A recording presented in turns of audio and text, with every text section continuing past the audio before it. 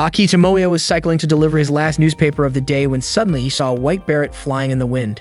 He quickly pedaled to chase after it, and when he finally caught it, he looked back to see who owned it. There stood a beautiful young woman gazing at him. And with that, his fate in this spring season began. The alarm in Tomoya's room rang, prompting him to get up and prepare to head out, but not before he greeted the anime poster on his wall.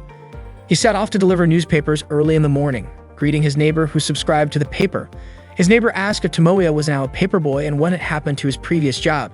Tomoya replied that he was still working at the rental store and the restaurant, he just wanted to add a morning job as well.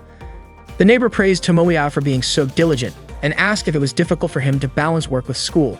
Tomoya admitted he could manage it, especially since he had a big goal he was working toward. Wasting time wasn't an option, so he bid farewell and went on his way. His neighbor wondered what anime Tomoya was currently obsessed with. This morning marked the first day of the new school year at Toyobasaki Private Academy. Sawamura Spencer Ariri was looking at the announcement board of the class lists. All her friends greeted her. This year, Ariri was in Class 2G with Kyo Isumaki and Azusa Satomi, and she was glad to be in the same class as them. Suddenly, she noticed a girl arriving, staring at her even as she passed through the school gate.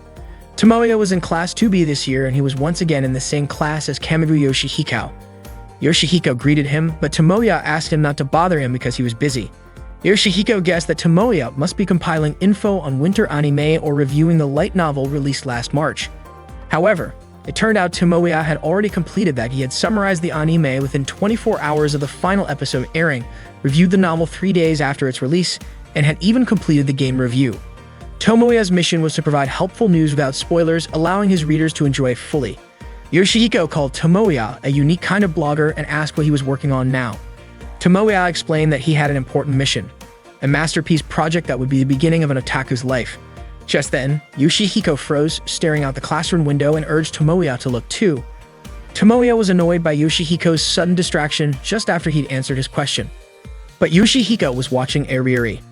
She was a half-Japanese, wealthy girl whose father was a British diplomat. What's more, she was the star of the art club, and her artwork had even been accepted for the city art exhibition right after she enrolled here. Tomoya asked why Yoshihiko was so interested in her, and Yoshihiko said Ariri looked even more charming this year. Tomoya asked if Yoshihiko still liked three-dimensional girls, especially when Tomoya himself had already committed to two-dimensional girls. But Yoshihiko pointed out that Ariri was every bit a moe heroine with her pale skin, blonde twin tails, and knee socks, the ideal dream girl from any two-dimensional game. Tomoya replied that three-dimensional girls were just too much trouble. Yoshihiko suggested they go to the opening ceremony together, but Tomoya told him to go ahead. He'd catch up later. Ariri went to her locker and opened it to get her comic, only to hear Tomoya call her careless, saying she usually did miss limited editions. Tomoya informed her that online stores had long since stopped taking orders and that he had pre-ordered from every store that offered exclusive products. Ariri reminded Tomoya not to talk to her at school. Tomoya responded by asking if that was any way to treat the guy who had carried 5 boxes, each weighing 1.8 kilograms, around Akihabara on release day for her.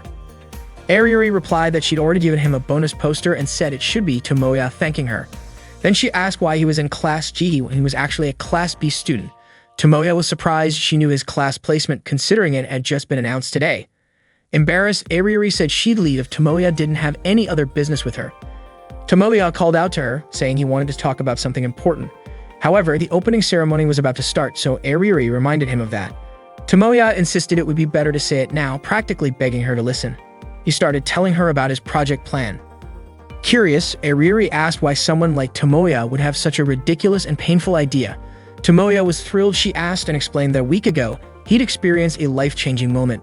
He described feeling something in his hands that he could only call destiny or maybe even a miracle. He said it felt like a scene from a shoujo manga, a romantic anime, a moe light novel, or the prologue of a dating sim. However, Ariri replied that she had seen that kind of thing a million times and was already tired of it. Tomoya explained that this formula for success worked well and was popular, so he wanted to pour his feelings into it. Ariri asked if Tomoya wanted to make a game that told the story of his encounter with this girl. Tomoya said that when he saw the girl, he could already envision the text and music, almost like it was playing in his head. That was when he realized the only way to tell the story was through a game. Ariri questioned why Tomoya hadn't just chased after the girl and confessed his love. Tomoya countered by asking why he bothered confessing to a three-dimensional girl. Frustrated, Ariri asked if he really wanted to drag her into his little fantasy world. Tomoya pointed out that Ariri was the best illustrator he knew. By day, she was the pride of Toyogasaki Academy's art club, but by night, her secret otaku identity was as the popular 18-plus doujinshi artist known as Egoistic Lily or Kashiwaji Eri. Annoyed, Ariri reminded Tomoya not to use that name at school. Tomoya asked if she considered working on the project, but Ariri declined. Then Tomoya reminded her of the promise they made in grade school. Back then, Tomoya had told her that one day he would be the director of a game company, and when that day came, he would hire her. Ariri had said she would wait for him no matter how long it took and become an artist for his game company. With a toss of her hair, Ariri brushed it off, saying no grade school kid makes a future promise with that much detail. Ariri told Tomoya that if he was really serious about his project, he should be creating the illustrations and script himself, since that's what true doujin artists do. Tomoya said there's no way he could do that, as he'd never be able to capture the girl's beauty, not in a million years. Intrigued, Ariri asked just how beautiful this girl really was, but Tomoya replied that the scene was still etched into his memory. He described her in a white dress and beret, standing on a hill, surrounded by cherry blossom petals blowing in the wind. Ariri pointed out that Tomoya's words didn't give any details about her face. She was sure he couldn't even remember what the girl looked like. Tomoya replied that his feelings weren't about capturing some perfect image. He said he didn't want to lessen her beauty with his attempts. He needed Ariri's illustration skills for that. Frustrated, Ariri tore up Tomoya's project proposal, saying that his thinking was shallow. Tomoya was stunned that a doujinshi artist would say something like that. Ariri argued that if this was supposed to be his grand project and he'd forgotten such a key element, then it was obvious he wasn't serious about it. She called him a fake producer, just looking to take advantage and enjoy the results without real dedication. Tomoya insisted he wasn't half-hearted, he was passionate, filled with ideas, and driven to bring this project to life. Ariri, unimpressed, questioned whether all his ideas fit on a single piece of paper. She suggested it was probably just a simple plot about a boy meeting a mysterious girl, getting close to her, kissing, and then ending it. She scoffed that his so-called unique vision could be summed up in a single sentence. Ariri walked away, ignoring Tomoya's pleas to hear him out. He told her he'd be waiting in the AV lab after school, but Ariri replied it was far too late for him to convince her now. During the opening ceremony, Yoshihiko noticed how dejected Tomoya looked and asked if he'd been rejected by a girl on the first day of school. Tomoya denied it, saying he was just dealing with a major crisis between him and his fresh start as an otaku. But, as usual, Yoshihiko wasn't really listening. Instead, he pointed out a girl named Kosumigoka Utaha. She was the smartest student in the school, ranking number 1 in her class for 2 years straight. Rumor had it that she lived in her own world, always slept in class, and never did her homework. Yet no teacher dared to scold her. Tomoya called Yoshihiko out for acting like he knew Utaha when he'd never actually met her. Utaha was indeed gorgeous and widely considered one of the 2 most beautiful girls at Toyogasaki Academy. Some people even said she was the dark side to Ariri's light side. Tomoya warned Yoshihiko that comparing Ariri and Utaha like that could come back to bite him.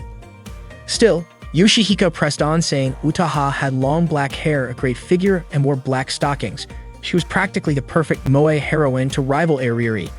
But Tomoya insisted Yoshihiko stop judging them purely based on their appearances. Yoshihiko conceded it was odd that neither girl was ever seen hanging out with guys despite all the admiration they got. He figured they either knew how to hide it well, or maybe they actually dislike men. Tomoya told Yoshihiko not to ask him about it, but Yoshihiko laughed it off, saying he should have known better than to discuss it with Tomoya, the guy who only liked two-dimensional girls. After school, Tomoya met with Utaha, bringing her lunch since he knew she probably hadn't eaten yet. He asked if he could sit beside her, but Utaha just stayed silent and nudged him with her foot as a sign to open her lunchbox. She started eating with enthusiasm and then began asking questions, though her voice was barely audible. Tomoya handed her a drink. When she finished eating, Utaha said it must be because he wanted a favor that Tomoya was willing to show up in front of the woman he long discarded. Tomoya asked her not to say things that could give people the wrong idea and asked for her thoughts on his project plan. He admitted he'd never written a script before and would really appreciate her feedback. He then asked for an even bigger favor, saying he'd be thrilled if Utaha would join the whole project. Utaha's reaction, however, took him by surprise. She immediately crumpled the project proposal paper, saying, "Trash is trash, filth is filth, and ashes remain ashes." Tomoya was shocked, especially since he'd written the proposal with all his heart. Utaha told him that his misguided passion, his blatant naivety, and even his perseverance didn't match up to the appeal of his own name. She wasn't willing to give feedback on something she found unworthy. Tomoya asked if his project was really that terrible. Utaha gave a score of 0, saying parts of it were muddled, predictable from the story and source material alone. The worst part, she added, was that the content wasn't even on par with a pirated copy. She told him that what she'd read so far had left her completely disappointed. Tomoya couldn't believe Utaha thought so poorly of his project. She also said she was too busy to indulge in Tomoya's fleeting desire to start a game production studio. Tomoya insisted it wasn't just a whim. He'd always wanted to make games. He wanted to match, even in some small way, the game creators he admired. He reminded her that Utaha had once suggested that he might or might not have what it took to be a game creator. Utaha didn't remember ever saying that and accused him of trying to change the subject with some underhanded flattery. Tomoya was frustrated with her, especially knowing Utaha was the top student at Toyabasaki Academy and actually the famous high school novelist Kasumi Utako, the author of Koizuru Metronome, which had sold over 500,000 copies. Utaha said that since Tomoya knew who she really was, he should know she was very busy. Tomoya mentioned he knew she recently started a new series and congratulated her on it. She thanked him and started to walk away.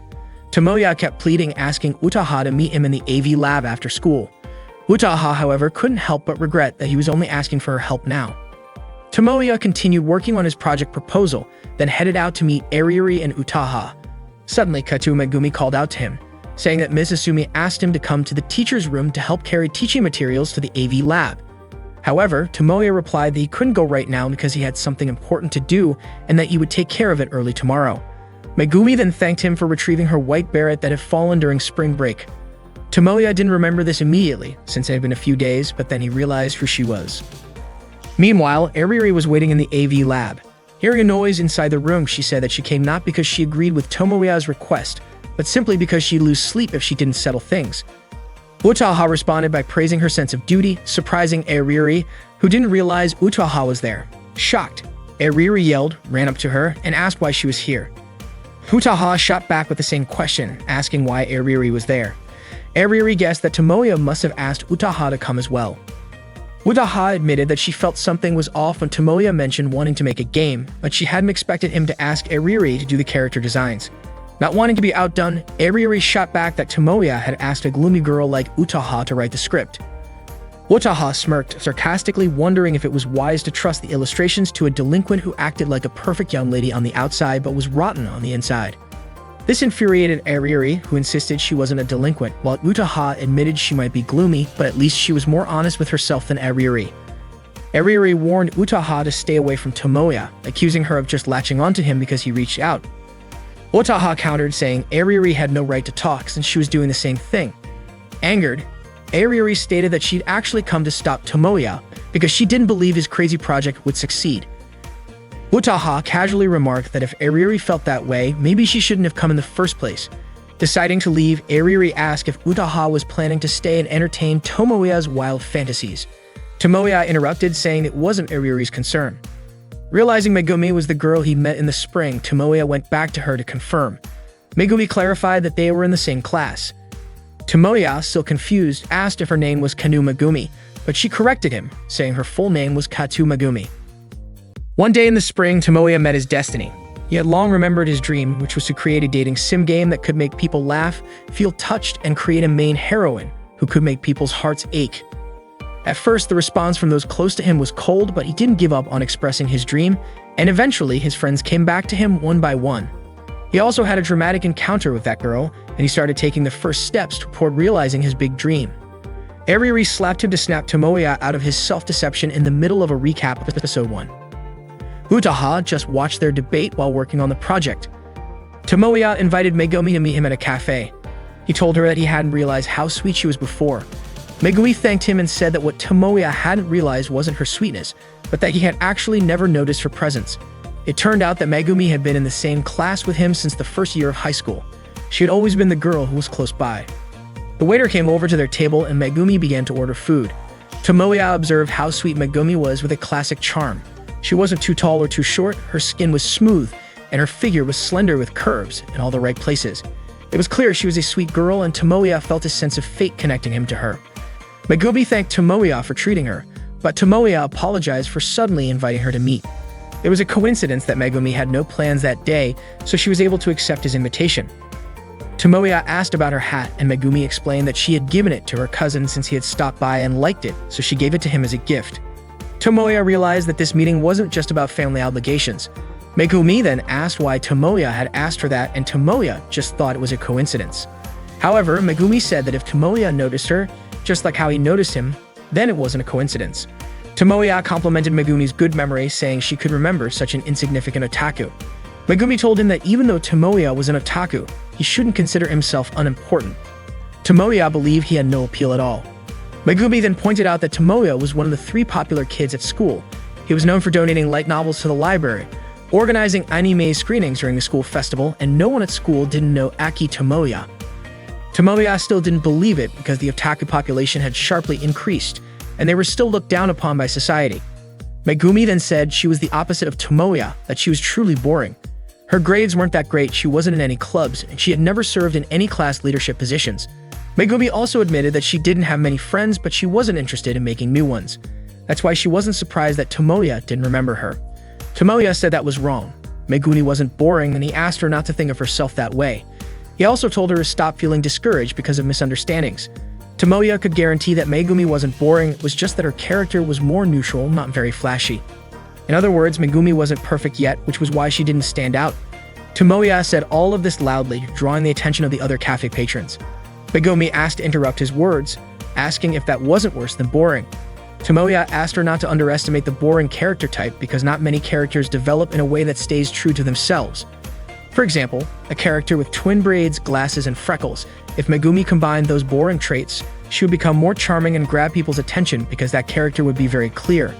Tomoya then asked if Megumi had any unique traits that would make her unforgettable when someone looked at her, and the answer was obviously no.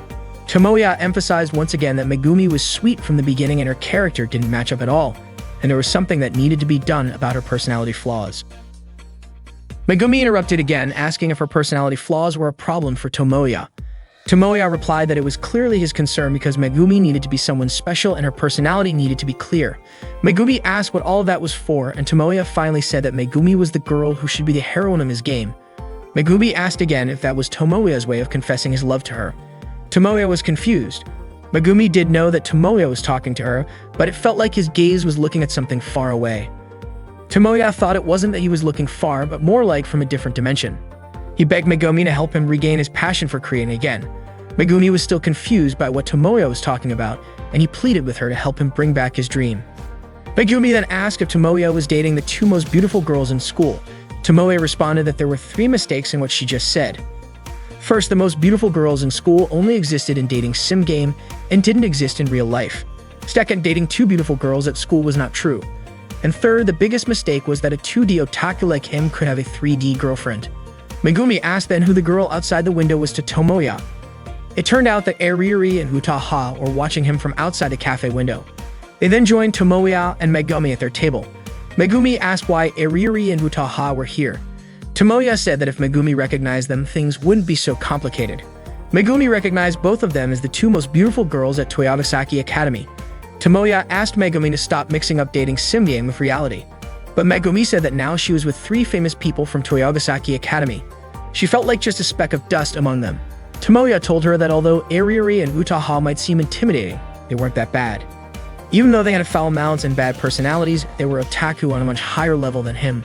Tomoya introduced Eriri and Utaha as members of his game circle. Eriri was the illustrator and Utaha was the scriptwriter. Megumi still didn't understand any of this. Utaha then said that she didn't understand it either and immediately stepped on Tomoya's foot, saying that this was how a guy who had made plans with a girl ended up hanging out with another girl instead. Tomoya introduced Megumi as the newest member of the circle and the main heroine of the game they were going to create. Megumi said that she had just learned about all of this and Tomoya assigned her a role in the project.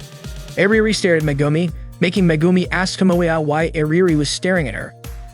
Tomoya told her not to worry about it because that's just how Eriri looked at people. Eriri then realized that the girl Tomoya had been talking about all this time was Megumi. She didn't even care if Megumi was his girlfriend, a fellow otaku, or just a friend looking for some benefits. Megumi was shocked by Eriri's sharp attitude. Tomoya explained that this was Eriri's true nature, and she was just pretending to be innocent at school. Eriri kicked Tomoya and told him not to talk like he knew her so well. Tomoya asked her not to start a fight with someone she had known for years. They continued arguing, which made Utaha tell Eriri to stop embarrassing herself, but Eriri ignored her. Utaha reminded them that it could become a problem if a Toyogasaki student was seen here and referred to Eriri as mispretending to be innocent. Eriri, annoyed, turned and kicked Utaha's leg, causing their fight to attract the attention of the cafe's other customers. Tomoya tried to calm them down, but once again, Aririri and Utaha criticized the project. Aririri said the project didn't yet convey what feelings the players were supposed to express. Utaha even suspected that Tomoya still couldn't picture what he actually wanted to create. Tomoya responded saying that Aririri and Utaha were speaking as though they were the creators. They both simultaneously declared that they were creators. Tomoya was sure they both actually got along well. Aririri said that if things kept going like this, Tomoya's dream of making the game would just stay a dream. Utaha then gave Tomoya an ultimatum. He could either start writing again or give up. Aririri suggested that Tomoya should just give up, and Utaha saw that Tomoya was almost heartbroken over the gap between his dreams and reality. According to Aririri, the concept of a fated meeting wasn't as sweet as a light novel. Utaha didn't argue with her. She said if meetings were based on fate or coincidence, the world would just be full of childhood friends ending up together. Aririri asked if there was something wrong with that, saying she didn't mean it that way. Tomoya said he had already made his decision. Aririri and Utaha asked together who Tomoya had chosen. Tomoya replied that he chose not to give up. He would rewrite as many times as needed until Aririri and Utaha approved. They thought Tomoya was going to choose one of them, but it turned out he was talking about the project. Tomoya was confident he would create the greatest dating sim game that would touch everyone's hearts. He would also turn Megumi into the main heroine who would make everyone's heart flutter. But when they looked around, Megumi was no longer sitting in her seat. They started searching for her and found out that Megumi had stood up to get a drink. None of them had noticed that she had left. The next day, Tomoya invited Megumi to meet up. Megumi came to Tomoya. Thankfully, the weather was nice today. She mentioned that the weather forecast had been doubtful, so she'd been worried earlier. She asked if Tomoya's house was nearby, saying that she occasionally passed by this street. Tomoya asked if Megumi remembered this place. Megumi said the locals called it Detective Hill because there was a detective agency nearby. However, that wasn't what Tomoya meant, so he asked why she thought he chose this place to meet. Megumi assumed it was because the place was close to his house, but Tomoya said that wasn't the reason. Megumi asked if it was because it was far away, which made Tomoya annoyed, and he explained that this was the first place they met. Megumi then said the place they met was during the entrance ceremony a year ago. Tomoya asked if she understood the purpose of today, and Megumi said that Tomoya probably wanted to talk about something, which is why he invited her to his house. Tomoya explained that this was the problem. What kind of girl would go to the house of a guy she just met? He also told Megumi not to dress like a normal person because no one had ever come to his house looking that normal. Megumi also sensed something was off. She suddenly realized that Tomoya would never invite a real-world girl to his house. Tomoya then asked why she still came if she knew he was strange and why she came so easily if he was an otaku. Megumi didn't expect to be lectured like this by the guy who had invited her. Tomoya said that up until now, Megumi had been living an aimless life, and today he was going to teach her how to live in the real world. Megumi started to suspect that maybe Tomoya's room had been designed so no one could hear her screams for help. Tomoya told Megumi to prepare herself because he was going to fill her head with moe content. They entered Tomoya's house and Megumi was amazed by the sight of his room, which truly reflected the life of an otaku. Tomoya blamed Megumi for acting so casually and said that she should have immediately commented on how hot it was and opened the window or pretended to sit on the bed and act awkwardly. She should have acted like that. Megumi asked why Tomoya expected her to ruin the mood by being tense like that. Tomoya was confident he could get the right reaction from Megumi soon. Today was a training session to enhance Megumi's 2D heroine sensitivity. Tomoya then offered Megumi all the dating sim game visual novels he had, telling her they were all famous ones that could make her laugh, cry, or even faint. Megumi chose the shortest one. Tomoya selected a dating sim game titled Dear Memories, a legendary game that had sold over 300,000 copies and was adapted into an anime. The game began, and Megumi chose the option to give the character a gift instead of inviting them home or suggesting a night view. Tomoya said that her choice was wrong, but Megumi argued that giving a gift was a natural choice to make their date memorable. Tomoya considered Megumi to be insensitive. He told her that the point of the game wasn't about giving a keepsake, but about creating memories together. Megumi said that what mattered most was the memory they shared, not the gift itself. Tomoya agreed, mentioning that giving a gift could lead to awkwardness after a breakup. He then told Megumi to take a break while he explained something. He began teaching her about the heroine of a dating sim game, something Megumi didn't know much about. He explained that heroines in dating sim game were representations, not robots that always give the same answers when a player clicks on certain points. They were warm-blooded humans, more captivating than real girls. That's how Megumi should be. Megumi responded, saying that this meant the heroines could change or even break up with the player. Tomoya couldn't even imagine a 2D girl breaking up with him. He couldn't live without her. They finished the game and Tomoya was crying after hearing a particular scene. He asked Megumi if she didn't think that scene was incredibly sad. Megumi said that she should have been moved. Tomoya believed that Megumi finally understood that the dialogue and the inserted songs were truly amazing. But this wasn't the real climax yet. After this, something even more amazing would happen, so she should get ready to be in awe, because to save the main character, the female character was willing to make a sacrifice. Megumi said it was very interesting and that maybe she could enjoy playing it peacefully if no one had spoiled the plot for her. She would have definitely cried. The game ended and Megumi didn't expect the plot to end so unexpectedly. Tomoya was also surprised because Megumi turned out to be someone who enjoyed going on adventures. Tomoya asked her what she thought after finishing the game. Megumi felt mixed emotions but found it enjoyable in the end. The graphics were sweet, the voice actors were dramatic, the music was good, and the story was interesting. She also learned about dating sim game and anime like this, but that didn't mean she didn't know anything. Tomoya was happy. There was no doubt that Megumi was the right girl for him. Tomoya said that this was the kind of heroine he wanted to instill in Megumi. Megumi responded, asking if that meant she was suddenly going to die like in the game. Tomoya asked her not to compare the game to the type of scumbags who kill off heroines just for an emotional response. But it seemed like Megumi didn't quite understand. Tomoya explained using a metaphor, no great weapon is made carelessly and critiques shouldn't make someone lose their way. Instead, they should look at the bigger picture with clear eyes. He also suggested considering the most captivating interpretation for the players. Suddenly, Tomoya remembered the criticisms from Eriri and Utaha. He realized that he himself was the one who didn't understand. Tomoya thanked Megumi because, thanks to her, he had learned the most important lesson of all. After that, Megumi said her goodbyes to head home. But Tomoya told her that there was a sequel to the game. And this was the beginning of the story, the birth and rise of it. He wouldn't spoil the plot and quickly set up the game again. However, Megumi said it was probably already midnight and the game wouldn't be finished by then. Tomoya replied that his parents were out of town for a picnic, and since it was Saturday and the next day was a school holiday, he insisted Megumi stay over. He begged her to stay and help him become a true man. Megumi was, of course, shocked. She said she called her parents to let them know she'd be home late. Tomoya asked if Megumi was sure because in this situation, he wouldn't dare take responsibility if anything happened. Megumi replied, asking if they were going to stay up all night playing the game. Tomoya called Megumi, telling her that Eriri and Utaha hadn't agreed to his project yet. He realized that becoming a creator was much harder than he thought. Megumi asked when the next deadline was, and Tomoya said it was the end of Golden Week. That would be his last chance. The long holiday started today, but even so, time was of the essence. Tomoya needed to focus on the game from this point onward. Megumi mentioned that there would be a proficiency test in the first week, but Tomoya asked her to forget about it for now. They needed to discuss the project. They had to get Eriri and Utaha involved and create the best dating sim game ever. Unfortunately, Megumi couldn't come because she was on vacation in Hokkaido with her family until the end of Golden Week. Tomoya motivated himself to start the project right away while he still had 4 days left before the deadline. He banned himself from watching anime, playing games, or reading light novels.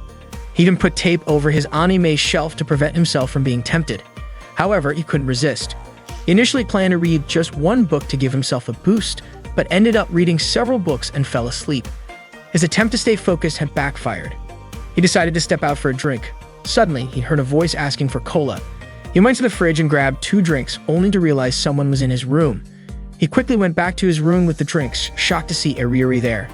Eriri told him to put the drinks down in a safe spot because she was afraid of spilling them on her sketch.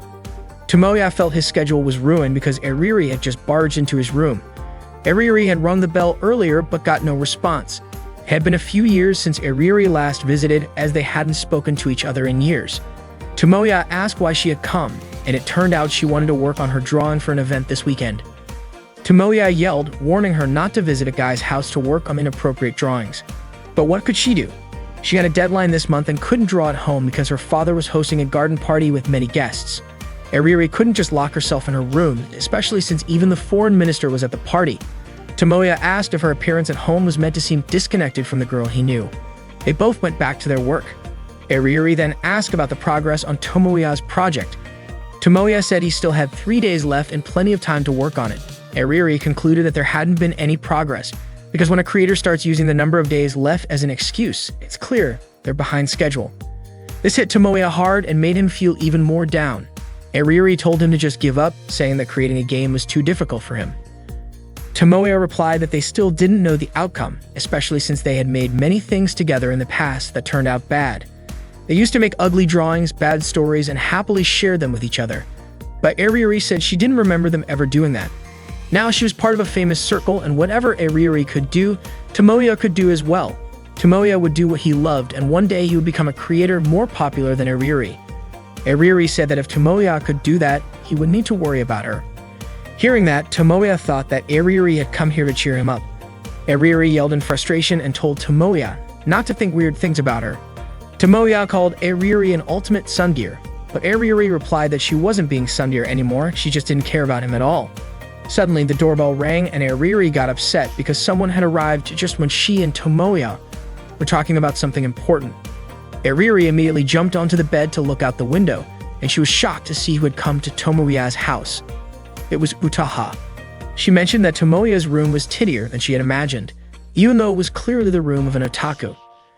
Tomoya quickly cleaned up the drinking glass and Iriri's pencil, and he asked Utaha why she had come over since it was the first time she had visited his house. Even though it was Utaha's first time coming here, she didn't feel nervous at all. In fact, she had been looking forward to spending time alone with Tomoya today. Utaha cornered Tomoya against the wall and said that he couldn't run away from her anymore. Tomoya's house was indeed known for treating guests like royalty, but Utaha's touch made him nervous, and he yelled that he would make sure she got home safely. Utaha was actually just joking. She had brought cake and said she only came to visit the frontline soldier and ask how the battle was going. Tomoya said that he hadn't even started yet. Utaha had been hoping for more than that. Tomoya admitted that he had learned from his past failures and that approach wouldn't work on people who worked in the same field. Utaha grabbed Tomoya's hand and told him not to push himself too hard with this. If he gave up now, his old life as a livestock pig would be waiting for him, and she was sure that kind of life would be tough for Tomoya. Tomoya said that hearing himself being directly called a livestock pig made his feelings a little mixed. Utaha said that the life of a creator may seem glamorous, but it wasn't as beautiful as it looked. Deadlines could make people go crazy, the competition was tough, and no one knew when their talent would disappear. Tomoya didn't want to hear excuses from a newcomer whose name was just rising. Utaha also mentioned that the worst part was dealing with the haters. When getting good reviews, they'd mock it as a marketing tactic. If the book sales were bad, they'd laugh about it, and when offering reasons, they'd refuse to take any responsibility. Utaha got emotional just thinking about the haters. If she could, she wanted to gather them all up and deal with them all at once. Tomoya tried to calm Utaha down. She said that's why Tomoya should keep subscribing to her books as usual. Tomoya remembered Utaha's words that she still couldn't imagine the game he was going to create. Those words really touched his heart and made him realize that he still didn't know much. That's when he figured out what he wanted to make and whether he could find a solution to get Utaha to agree to it. Tomoya begged Utaha to give him some time because he would work hard to make a project proposal that she would approve of. Utaha couldn't stop him because he was so determined, so she told him to do whatever he wanted. However, as a trade-off, she wouldn't extend the deadline. She would wait for him until the end of the vacation. Tomoya promised to keep fighting to create the project until Utaha would beg him to join in. One last piece of advice from Utaha was that if Tomoya was serious about creating a circle and making a game together, he should include all the members in it. Otherwise, the quality of the product wouldn't be good no matter how hard he tried, and Tomoya wouldn't be able to stay motivated. So for now, all the members should do their best. Utaha also mentioned that Tomoya should have hidden Iriri's bike. Tomoya just realized that Iriri's bike was in his yard. Iriri came out from the closet and yelled in frustration, calling Utaha's name. Tomoya told her that if she wanted to curse him, she shouldn't hide it. Iriri responded saying there was no way she could come out while Utaha was in the room. However, Utaha seemed to know everything, even without Iriri appearing. Iriri immediately decided to go home. Tomoya called Megumi and asked how she was feeling, if she was happy. Megumi asked about the deadline for the project, but Tomoya told her not to worry about it and just enjoy her vacation. He was confident he could handle it. Before ending the call, Megumi asked what exactly made Tomoya interested in her, whether it was the times they spent together or something about her that he liked or didn't like. Tomoya responded by asking if Megumi was seriously ill and didn't want to continue living. Megumi's question wasn't as serious as Tomoya thought. He started thinking about all the moments with Megumi, which actually felt enjoyable, and he realized there was one thing he might want to change. He hoped Megumi could grow more. Megumi then asked if Tomoya wanted her to become a harsher person. Tomoya clarified that he didn't mean that. Iriri and Utaha were the harsh ones in his life. Megumi then wondered why Iriri and Utaha were so different, and said she would think about it herself before hanging up the phone. Tomoya began thinking about creating a proposal, but once again, he ended up reading a book, browsing a light novel blog, and eventually falling asleep. Once again, he had wasted time. That night, he realized an entire day had passed without him accomplishing anything. He quickly started packing up all his anime books, tapes, and games from his shelf. He still had 2 days left, but it felt like today had been wasted as well. His mind started to feel like it had hit a dead end. He felt like he had no talent at all. He then went to the place where he had met Megumi, only to find that it was just an ordinary hill. He had come here hoping for some inspiration or an idea to come to him, but even now, he couldn't see anything. No cherry blossoms in the air, no heroine in a one-piece dress standing at the top of the hill. Tomoya started wondering if maybe his dream was coming to an end. His dream had started here, but could it really end here? Suddenly, Megumi threw her hat in front of Tomoya, and cherry blossoms started blowing through the air. She said it had been a long time since they last met. Tomoya called out Megumi's name, and Megumi remarked that it was unlike him to recognize her. Megumi walked toward him and picked up her hat. Tomoya asked what she was actually doing. Megumi put the hat on and called Tomoya by his real name. She then asked if the kind of meeting Tomoya was hoping for was something like this, whether in an anime, a game, or a light novel. She also asked if this was how the girl Tomoya's dreams would talk, behave, and fall in love. She questioned whether she passed the test, asking if she could be the heroine of the story Tomoya was trying to create and if she could help him. Tomoya felt nervous and asked if Megumi wasn't supposed to be in Hokkaido right now. She replied that she had come back early, actually 3 days ago. She didn't expect the deadline to fall on the last day of the long holiday, so she decided not to go. Tomoya was surprised that Megumi would miss her family vacation for something so trivial. Megumi explained that if she didn't help him, Tomoya would keep nagging her. Tomoya felt bad and suggested that Megumi could have stopped by after her trip. But Megumi thought she wouldn't be of much use at a meeting.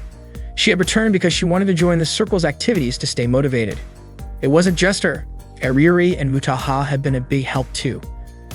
Ariuri had even redesigned a dress, making it as close to Tomoya's taste as possible, with a more mini shy and 2D concept. It turned out that it wasn't just Tomoya's taste, but the dream of every moe otaku. The way she spoke and acted was directly taken from Ugaha's script.